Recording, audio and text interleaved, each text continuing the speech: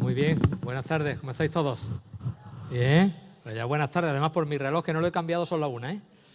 Así que lo mismo alguno ya tiene hambre y, y quiere terminar. Bueno, me vais a permitir un ratito, como habréis visto, hoy hemos cambiado un poquito el escenario, ¿verdad? Hoy hemos cambiado un poco, no tenemos el púlpito de toda la vida, hemos cambiado y lo hemos rellenado de Biblias. Entonces, hoy teníamos un lema que decíamos, trae tu Biblia. Saca tu Biblia a pasear. Hoy el perrito no, hoy la Biblia. Entonces, que levante la mano. ¿Quién ha traído su Biblia? A ver. Bueno, vale, no está mal, no está mal. Se puede mejorar, se puede mejorar, pero bueno, no está mal, ¿no? Entonces, bueno, vamos a ver. Cuando queremos hablar de la Biblia, la verdad es que es fácil o difícil, ¿no? Eso ya depende de cada uno cómo se los quiera plantear. Yo pensaba y me acordaba de personas, por ejemplo, que en su profesión pues tienen que estar constantemente formándose o trabajando o lo que sea, ¿no? Yo me acordaba, por ejemplo, de Gabriel. Gabriel, ¿tú recuerdas, no sé si existirá todavía, un libro que se llamaba El Vademecum médico? Lo has conocido, ¿verdad? El Vademecum médico era una especie de, no sé cómo llamarlo, diccionario o ayuda o direccionario o algo así, donde cuando tú tenías, a ver, en los tiempos aquellos prehistóricos, yo soy prehistórico, en los que no había internet. Entonces tú tenías, por ejemplo, a ver, me lo invento, ¿no? Flebitis, ¿no? Entonces tú te ibas al Vademecum y te decía el Vademecum, oye, pues el medicamento para la flebitis es tal y tal y tal, ¿no? Pues, no sé, hipertensión. Pues te decía, pues esto, ¿no? Bueno, pues algo parecido en la Biblia. La Biblia es un Vademecum. Entonces, cuando tenemos necesidad de algo o cuando queremos saber de algo, el mejor libro, el sitio al que podemos acudir es la Biblia. Nuestro hermano Fernando, el esposo de Charo, hizo un cuadro muy gracioso que decía, no es que el mundo esté mal hecho, es que no hemos leído el libro de instrucciones. Que es la Biblia, que es la Biblia, ¿no? Entonces, yo hoy quiero hablar un poquito de la Biblia y aquí tenemos, no me voy a mover mucho, aquí tenemos especímenes de la Biblia de todo tipo. De todo tipo. Algunos quizá en vía de extinción. Yo no digo que no, porque, por ejemplo, a mí no se me ocurriría tener una Biblia de Casiodoro de Reina del año 1562. No por nada, sino porque al leerla casi que no me voy a enterar de nada. Está escrita en un castellano del siglo XVI, ¿no? Entonces, esa es muy complicada. Quizá otras, pues sí, ¿no? Pero bueno, da igual. Es decir, todas son válidas, por supuesto, ¿no? Bueno, todas no, después hablaremos de eso. Pero lo que sí es verdad es que todas nos van a llenar, nos van a edificar, nos van a ayudar y entonces todas van a servir en nuestra vida, ¿no? Pero la Biblia es un libro único. Mira, yo tengo aquí unas pocas... Ah, por cierto, porque le digo, la semana pasada hablo con Miguel y le digo, oye, mira, el día 31 de octubre es el día de la Biblia, que también es el día de la Reforma y el día de la Biblia. Y digo, ¿podríamos hacer algo diferente? Hombre, para, no sé, para resaltar la Biblia, ¿no? Para darle su lugar, el lugar que le pertenece, ¿no? Y entonces me dice, bueno, pues si quieres prepara tú algo y lo das. Y digo, bueno, vale. Y entonces se lo comenté a Bernardo. Y Bernardo me dice, pues yo tengo ahí algún material que te puedo mandar de PowerPoint, de tal y cual. Y digo, vale, pues mira, pues mándamelo. Bernardo me mandó 7 seminarios. Es decir, que podríamos empezar hoy y terminar la semana que viene. Gracias por esos 7 seminarios, pero claro, vamos a hacer algo así como un vuelo a vista de pájaro de lo que es la Biblia, porque tiene lo que no somos capaces de escudriñar, ¿no? Bueno, lo primero, la Biblia es un libro único, dice, ¿no? Teníamos por ahí la presentación mini, súper reducida, ¿la tenemos? ¿La tenéis?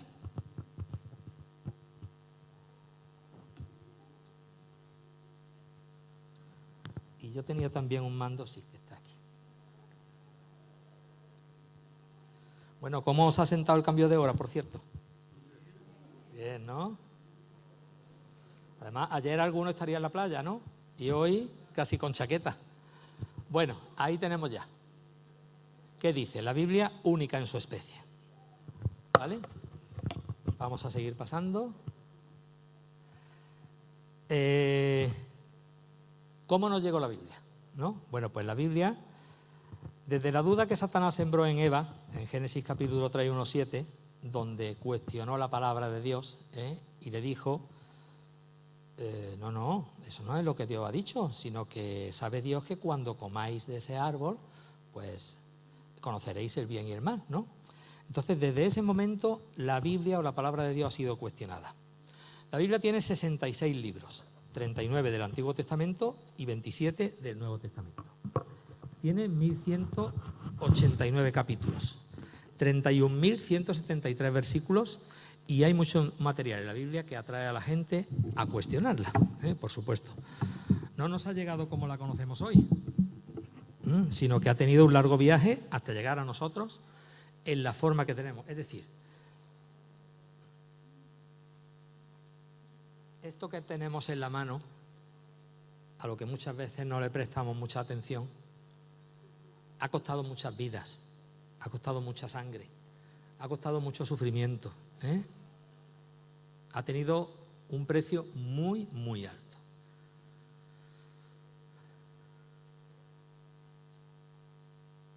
Vale. Mira, eso que vemos ahí es uno de los papiros más antiguos que existen, ¿no? Junto con el Rayland, que no sé si vendrá ahí.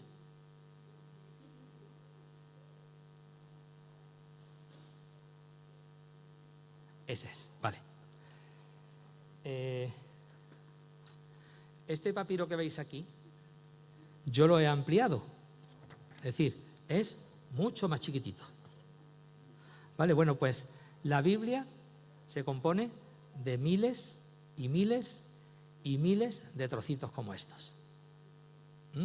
Quiero deciros con esto que la Biblia es como un gigantesco puzzle donde se han ido uniendo las piezas y mira por dónde han coincidido. Es decir, si algo tiene de maravilloso la Biblia, es eso.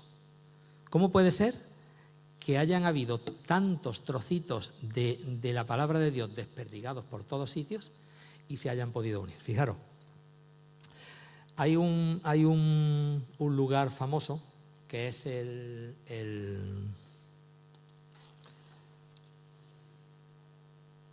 las cuevas de Qumran, que lo habréis escuchado muchos, ¿no?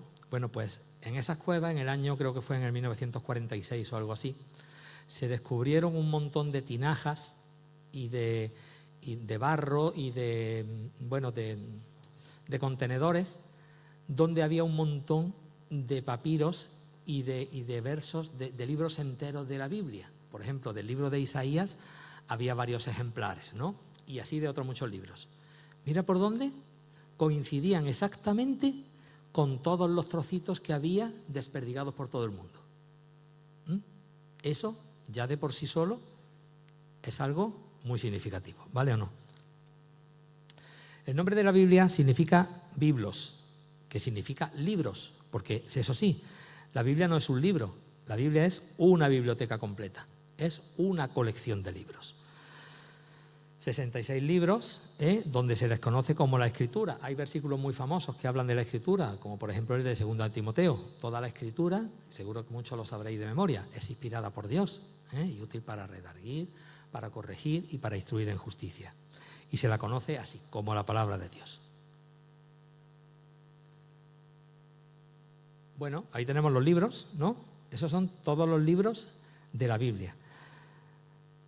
39 en el Antiguo Testamento, 27 en el Nuevo Testamento. Está el Pentateuco, que son los 5 primeros libros de la Biblia, 12 libros históricos sobre Israel, 5 poéticos, 5 proféticos, 4 evangelios y 2 hechos, 13 epístolas de Pablo, 8 epístolas generales y el Apocalipsis de San Juan.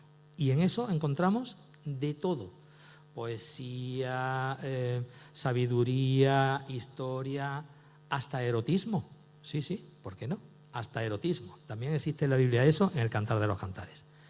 Con lo cual, es una Biblia completa. ahí la tenemos, en coloritos y bien puesta. Pero además, como ya hemos dicho, es un libro único. Es el libro más distribuido del mundo. En cada casa hay por lo menos una Biblia y en cada hotel al menos un Nuevo Testamento, ¿vale? A mí me hacía mucha gracia la ley de la estadística.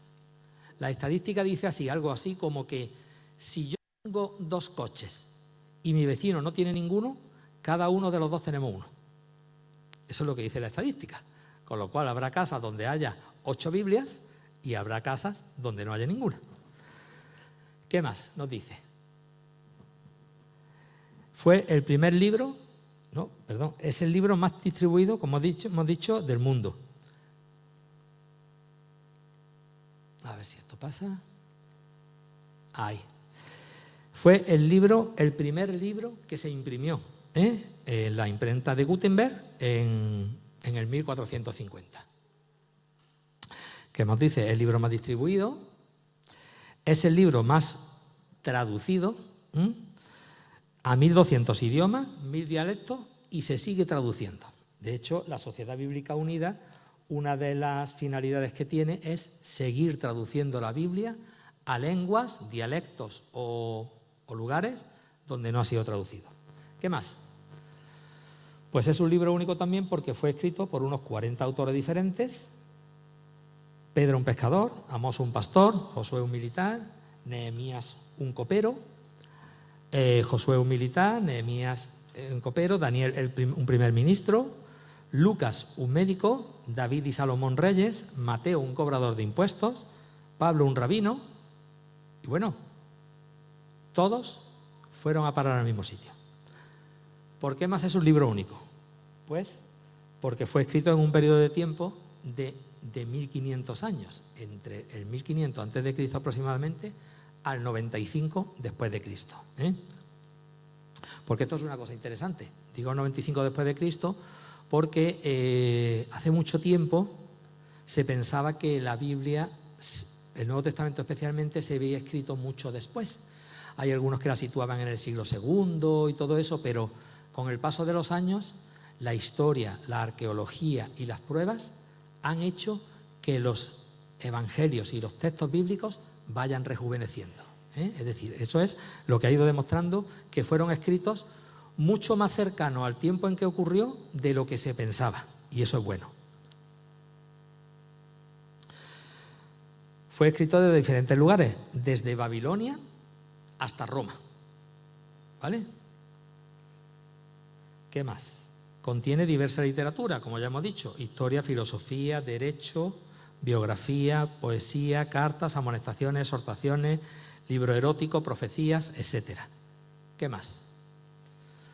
Pues fue escrito en 3 idiomas diferentes: el hebreo, que era el idioma del Antiguo Testamento; el arameo, que fue en el Nuevo Testamento, y el griego. Entonces, en esas 3, bueno, el griego en realidad era un tipo de griego que era el koiné, ¿vale? ¿Por qué más es un libro único? Pues por la supervivencia y la repercusión que tiene. Es decir, a pesar de las distancias geográficas del tiempo, todo encaja, desde Génesis hasta Apocalipsis. Y una cosa muy importante, la Biblia es cristocéntrica. Desde Génesis hasta Apocalipsis, todo es como... Mira, imaginaros que todo es como una especie de este salón, que hubiese un montón de focos y todos apuntan hasta un sitio. Esa es la Biblia. Todo apunta hacia Jesucristo. Ha tenido supervivencia a lo largo del tiempo. Mira, a pesar de que ha sido el libro más atacado en la historia, todos sus atacantes han muerto y la Biblia sigue en pie. El filósofo francés Voltaire afirmó que la Biblia desaparecería en 100 años, después de su muerte. 100 años después de su fallecimiento, la Sociedad Bíblica de Ginebra utilizó su casa para imprimir Biblias. Curiosidades. Bueno, mira, ahí os hablaba de las diferencias entre libros, ¿vale o no? Se ve muy mal, yo sé que se ve muy mal. Si alguno lo quiere ver luego, yo se lo dejo. Pero mira, para que os hagáis una idea. Hemos dicho que el Nuevo Testamento, en concreto el Evangelio de Juan, fue encontrado un trocito de papiro en el año 95 después de Cristo. Eso quiere decir que mucho tiempo antes ya había escritura de Juan. Pero mira, hay más cosas curiosas. El libro de los Hechos de los Apóstoles es el segundo libro que escribe Lucas. Lucas escribe un primer libro, que es el Evangelio de Lucas, que se lo dirige a Teófilo, y después escribe una segunda parte o un segundo libro, que es Hechos de los Apóstoles, que también va dirigido a Teófilo. Bien, el libro de Hechos de los Apóstoles termina aproximadamente en el año 55 después de Cristo. ¿Es por esa fecha más o menos, Bernardo? Cuando llegan a Roma, más o menos. O 62, ¿no? Aproximadamente, entre 55 y el 60.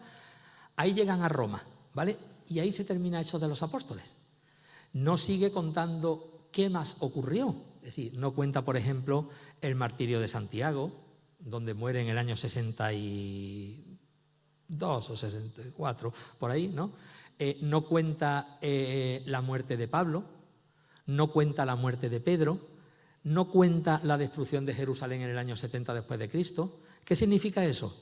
Que por fuerza, Hechos de los Apóstoles se escribió como muy tarde, en el año 64 después de Cristo. Si Hechos de los Apóstoles fue escrito en el año 64 y hay una primera parte que es Lucas, quiere decir que Lucas fue escrito al menos sobre 5 años antes. Con lo cual, quiero deciros con esto que entendáis la proximidad entre el tiempo en el que ocurren los hechos y el tiempo en el que se escribe. Mira, yo tengo, por ejemplo, ahí que lo voy a poner que se ve un poquito mejor, creo. Bueno, pero bueno, yo os lo cuento, ¿vale? Mira, por ejemplo, La Guerra de las Galias, que es un libro que escribió Julio César, cuenta las batallas que él tuvo desde Roma hasta Francia, donde ocupó las Galias y ocupa Francia. Bien. Julio César muere en el año 44 a.C. El primer texto de la Guerra de las Galias es del año 900 después de Cristo. Fijaros, hay 1000 años entre el tiempo en el que ocurren los hechos y el tiempo en que se sale el primer texto de ellos. La República de Platón. Platón muere en el año 347 a.C., ¿vale? Bueno, el primer documento que se encuentra de la República de Platón es en el año 900 después de Cristo. Estamos hablando de 1200 años después. De la República de Platón solamente se encontraron 7 copias. 7. De los manuscritos del Nuevo Testamento, miles y miles y miles de copias. Quiero decir con esto que es muy fácil que cualquiera pueda criticar la Biblia o decir que no es verdad o decir que, no sé, que se lo han inventado, ¿no? Pero, sin embargo, nadie pone en duda estos libros. Nadie duda de ellos. Todo el mundo los acepta como documentos verídicos y reales. Sin embargo, la Biblia no. No deja de ser atacada. ¿Qué más tenemos por ahí? Ah, vale, sí. ¿Cómo saber si nos faltan o nos sobran libros? Eso es curioso, ¿verdad? No habéis parado nunca a pensar, decir, bueno, ¿por qué los libros que tiene la Biblia son los que tiene la Biblia? ¿Por qué no son más? ¿Y por qué no son menos? Bueno, pues porque determinadas personas que sabían hicieron una especie de canon, que es una medida, donde dijeron, estos son los libros inspirados, estos no son los libros inspirados y estos son los que vamos a considerar como libros de la Biblia o libros sagrados. Hay luego otros libros que están en otras Biblias que se llaman los libros deuterocanónicos, que son libros no inspirados, pero la norma dice como recomendables o que pueden ayudar a entender la historia, ¿no? O lo que ha ocurrido, ¿no? Fijaros, los requisitos que debía cumplir eran 3 principios. El escrito debía tener un autor debidamente reconocido como profeta o apóstol o asociado con uno de ellos, Marcos, Lucas, Hebreos, Santiago o Judas. No puede contradecir al resto de la Escritura, obviamente. Yo no puedo contradecirme a mí mismo. Y por último, el consenso general del pueblo de Dios como un libro inspirado. En el Antiguo Testamento fue la comunidad judía y en el Nuevo Testamento fue la Iglesia. ¿Qué más tenemos? Pues tenemos evidencias externas. Evidencias científicas. William Harvey descubrió que la sangre era lo que daba la vida, pero ya la Biblia lo decía en 1500 años antes en Levítico, que de hecho hay gente que murió por decir esto. Y hablar de la circulación de la sangre y todo eso, hay gente que murió por decir eso. Seguimos. Evidencias científicas. La redondez de la Tierra fue una teoría propuesta por Galileo y confirmada por Magallanes, que por cierto a Galileo lo cogió la Inquisición también. Pero la Biblia ya hacía alusión a este hecho 750 años antes de Cristo. En Isaías 44:22 nos dice que Él extiende el norte sobre vacío y cuelga la tierra sobre la nada. Él es el que está sentado sobre la redondez de la tierra, cuyos habitantes son como langostas. Es decir, ya hablaba la Biblia de la redondez de la tierra. ¿Qué más? Tenemos evidencias externas, arqueológicas. Lugares que narra la Biblia eran ciertos, escrituras que en tiempo de Moisés han sido demostradas, y hablaba Moisés de ellas. Momias de los reyes, mencionadas por Ramsés II. Esto es curioso, el arqueólogo William Ramsay es citado a menudo como un ejemplo de cómo la arqueología puede corroborar la veracidad de la Biblia, específicamente en el Nuevo Testamento. ¿Qué le ocurre a Ramsay? Pues mira, es curioso lo que le pasa a este hombre. Este hombre era un escéptico total. No creía en Dios, no creía en la Biblia, no creía en nada. Y entonces se centró especialmente en los escritos de Lucas. Lucas, el médico, fue un historiador extraordinario. Es decir, se ha demostrado que muchas de las cosas que dijo Lucas estaban más en la realidad que las de otros historiadores como Suetonio o Plinio. Entonces, ¿qué ocurre? Ramsay empieza a investigar, empieza a hacer investigaciones de la arqueología, empieza a mirar cosas. A raíz de lo que descubre, él se convierte y cree en el Señor. Fijaros lo que son las cosas, ¿eh? Es decir, eso es importante. Los rollos del Mar Muerto, descubiertos en una serie de cuevas en Jordania, en la región de Qumran, donde hay más de 600 manuscritos de cuero o papiro, 2 de las copias más antiguas conocidas de Isaías, casi intactas, y fragmentos de todos los libros del Antiguo Testamento. ¿Qué más dice la Biblia? Evidencias externas, proféticas. Es decir, la Biblia está llena de profecías, especialmente del Antiguo Testamento al Nuevo Testamento. Por ejemplo, hablaba de Babilonia y ocurrieron cosas tal y como lo dijeron. En cuanto al Mesías, hay más de 300 profecías cumplidas de Jesucristo. Eso no se ha visto nunca. Sobre su nacimiento, el lugar de nacimiento, la muerte en la cruz, la resurrección, hasta la toma de Jerusalén también fue predicha o profetizada por Jesucristo. ¿Qué más tenemos por ahí? La centralidad de la Biblia, como hemos dicho antes, Jesucristo es el tema central de la Biblia. ¿Lo que esto significa? Bueno, pues esto significa que si la Biblia es la palabra de Dios y todo lo que se escribió se ha venido cumpliendo, pregunta, ¿has creído en Jesucristo para salvación? ¿Estás esperando el cumplimiento de su promesa de que Él vendrá a buscar a los suyos y a castigar a los que no le aman?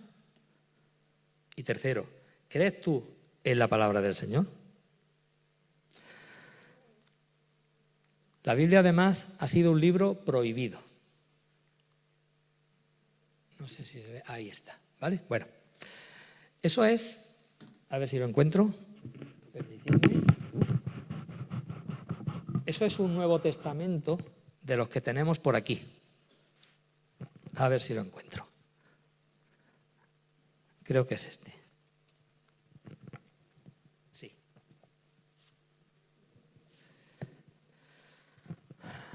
Este Nuevo Testamento me lo regalaron hace no mucho tiempo, ¿vale? Entonces, es un Nuevo Testamento que, como veis, era de un señor que se llamaba, no sé si se ve por ahí, Tomás Martínez, ¿vale? Pero fijaros lo que dice en la siguiente página. No se ve muy mal quizá, ¿no? Bueno, pues en la parte de abajo dice, escrito en letras grandes, no recomendable para las personas que no son sacerdotes. Yo pensaba, digo, bueno, lo mismo es que me da un sarpullido o lo mismo me ocurre algo raro, ¿no? Quiero deciros que este es un libro, bueno, está editado en el año 1909, ¿no? Pero lo que quiero decir con esto es que no estamos hablando de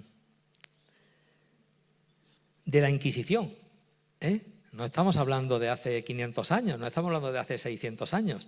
De hecho, en el año 2022 creo que fue, lo tengo por aquí. Sí, no, 24, perdón. En el año 24, cientos de Biblias fueron quemadas intencionadamente frente a una iglesia evangélica de Tennessee. Curioso. Ayer mismo, ¿no? Vamos a seguir pasando, ¿qué más hay por ahí?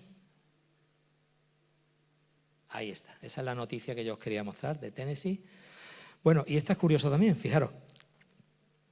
Corea del Norte es considerado el país que más Biblias quema en el mundo, según Puertas Abiertas. La mera posesión de una Biblia puede tener consecuencias letales en este país, que ocupa el primer lugar en la lista mundial de vigilancia del año 2023. Que no estamos hablando de hace 100 años. Hoy mueren personas por tener una Biblia. Es una realidad. Eso es una realidad. ¿Qué más? Bueno, la Septuaginta. Voy a hablaros muy brevemente de los antecedentes de la Biblia que nosotros tenemos ahora. La Septuaginta es la versión de los 70, que por cierto está ahí. Si alguien la quiere ver, está ahí. Nos la ha cedido Bernardo y está por ahí. Es la primera traducción del Antiguo Testamento hebreo al griego. Según la tradición, dicen que fue realizada por unos 70 o 72 eruditos judíos del siglo III a.C. en Alejandría, Egipto. La Septuaginta es importante porque era el texto que los escritores del Nuevo Testamento usaban para citar el Antiguo y se convirtió en la Biblia de la Iglesia primitiva. ¿Vale? Hay una curiosidad, que, ojo, no sé si será verdad o no será verdad, pero dice que estos 72 sabios, pues los metieron, los recluyeron, los pusieron en algún sitio, ellos tradujeron las escrituras y todos coincidieron en su traducción. Es decir, eso ya nos dice algo, ¿vale? Otro libro espécimen raro, la Vulgata Latina. La Vulgata Latina es la traducción que se hizo de la Biblia al latín y fue realizada a finales del siglo IV por San Jerónimo. ¿Vale? ¿Qué más tenemos? Esa fue la primera traducción castellana de la Biblia, que es conocida como la Biblia del oso.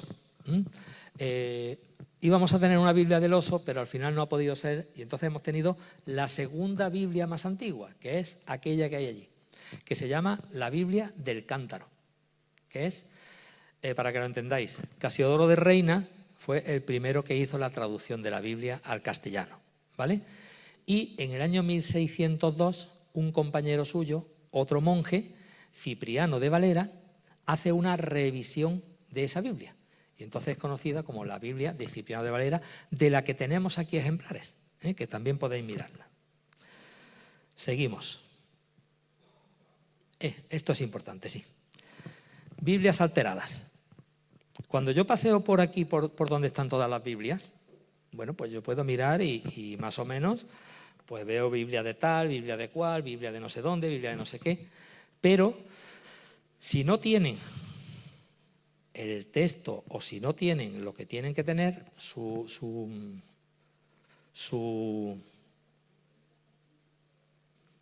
papelito, pues nos podemos confundir. Y yo cojo, por ejemplo, esta Biblia. ¿Vale o no? A ver, ¿qué tiene de diferente de las demás?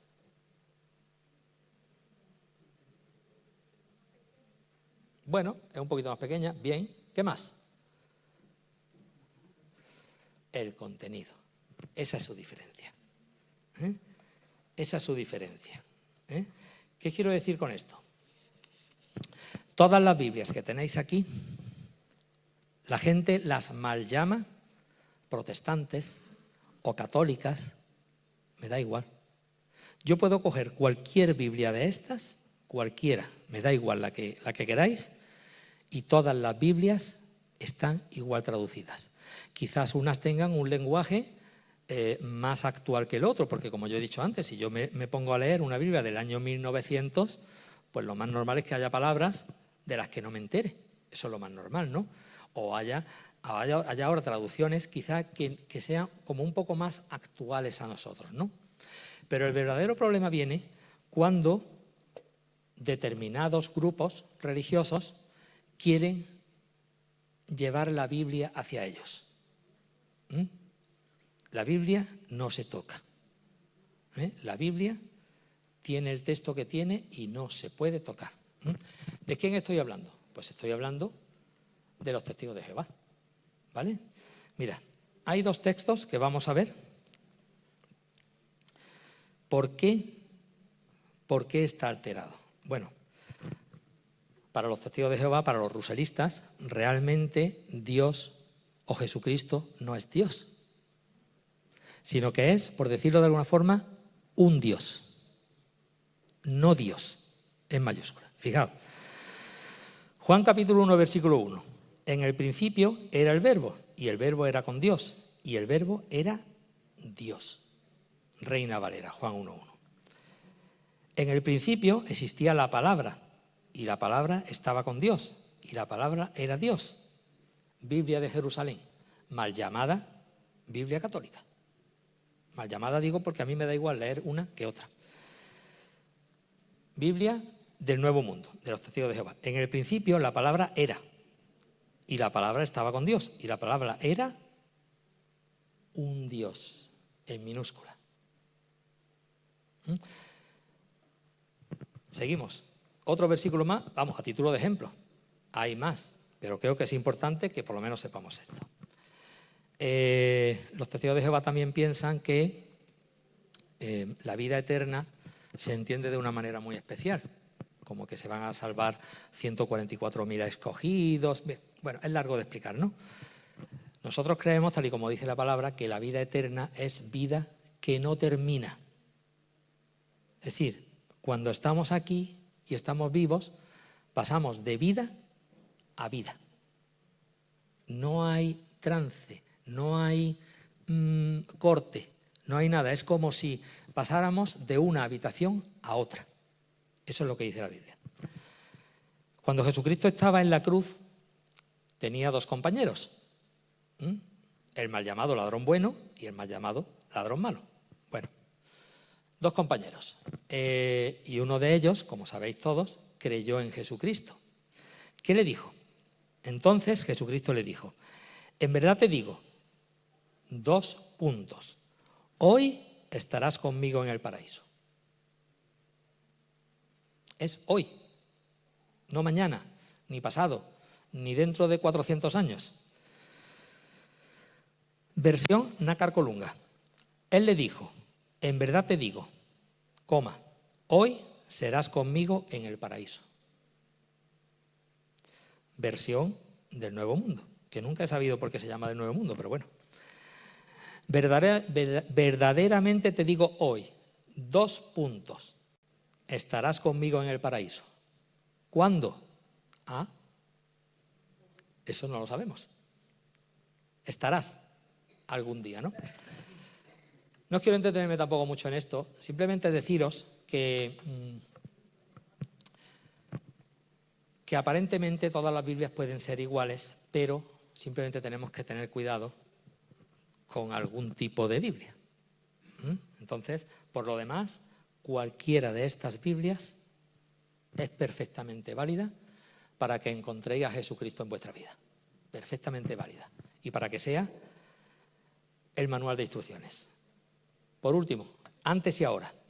Bueno, obviamente para mí no es cómodo traer un rollo a la iglesia para desplegarlo y leerlo. Y efectivamente me es más cómodo el móvil, por supuesto que sí, ¿no? Pero no nos olvidemos del papel. No nos olvidemos y dejemos el papel. Y por último quiero dar un pequeñín pensamiento. La semana pasada,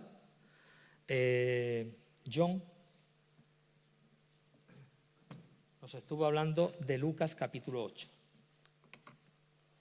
Si recordáis, Lucas capítulo 8 trataba sobre... Muy bien. A Marlene le vamos a dar un diploma, Muy bien. Es decir, que era la parábola del sembrador. ¿De acuerdo? Pero John, que lo hizo muy bien, se centró en la tierra. Es decir, ¿dónde caía la semilla? Pues caía en una tierra, o caía en otra, o caía entre espinos, o caía entre cualquier cosa. Pero ¿hay algo más importante que la tierra? ¿Quién me dice lo que es? La semilla. La semilla. Mira, fijaros. Dice en mi Biblia, en la parábola del sembrador, dice Lucas 8, capítulo 4, dice: juntándose una gran multitud y los que de cada ciudad venían a él, les dijo por parábola: el sembrador salió a sembrar su semilla. Quedaros con esa frase tan chiquitita. ¿A qué salió el sembrador? A sembrar. No salió a ver el tiempo, ni salió a tomar el sol, ni salió a charlar, ni salió a nada, no, salió a sembrar. Ese era su propósito, sembrar la semilla. Por eso luego él lo explica y dice: la palabra de Dios, la semilla es la palabra de Dios. Esto es lo que tenemos que sembrar, la palabra de Dios. Yo tengo aquí algo, Natanael, no sé si podemos poner ahí una foto que hicimos esta mañana. ¿La tienes?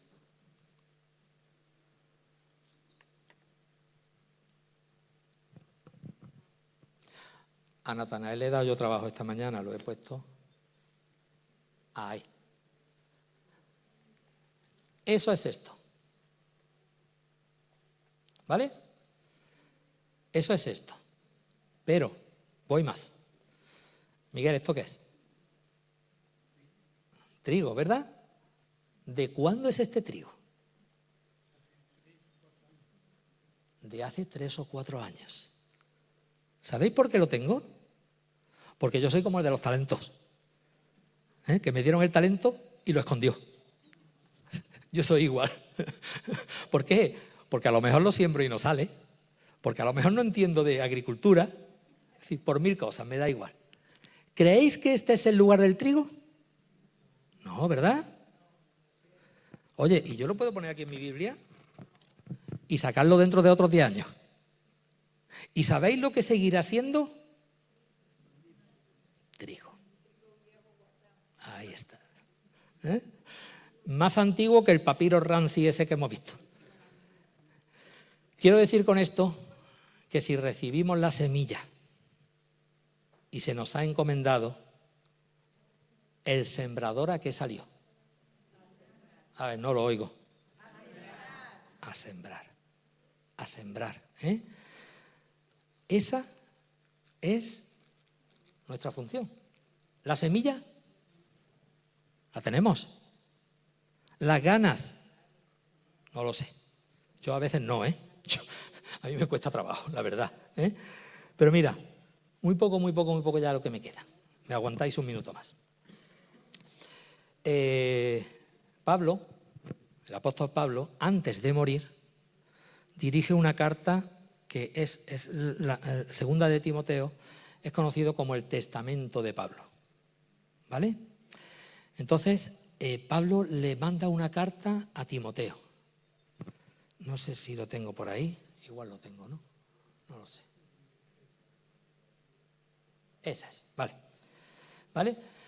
Pablo le escribe por carta a Timoteo y le dice: oye, Timoteo, hasta aquí hemos llegado. Entonces, ya no vamos a seguir más adelante. Y en segunda de Timoteo, que me lo voy a buscar. En 2 de Timoteo, capítulo 4, versículos 1 al 8, Pablo le dice a Timoteo lo siguiente.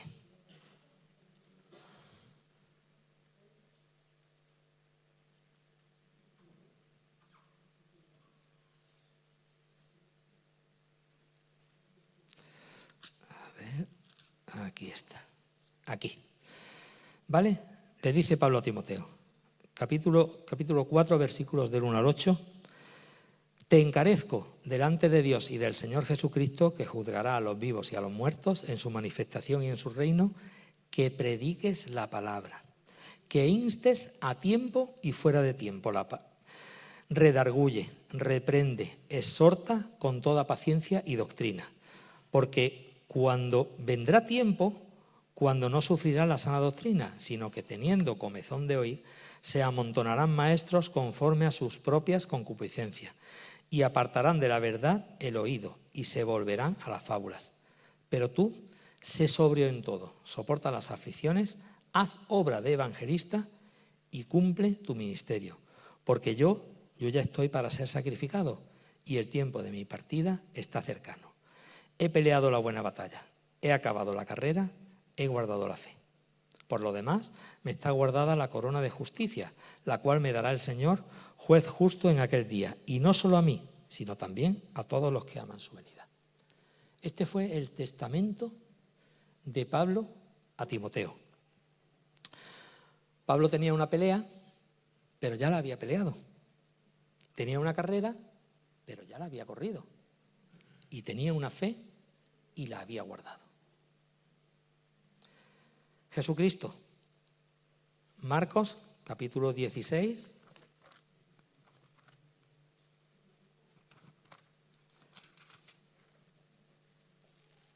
Versículos 15 y 16.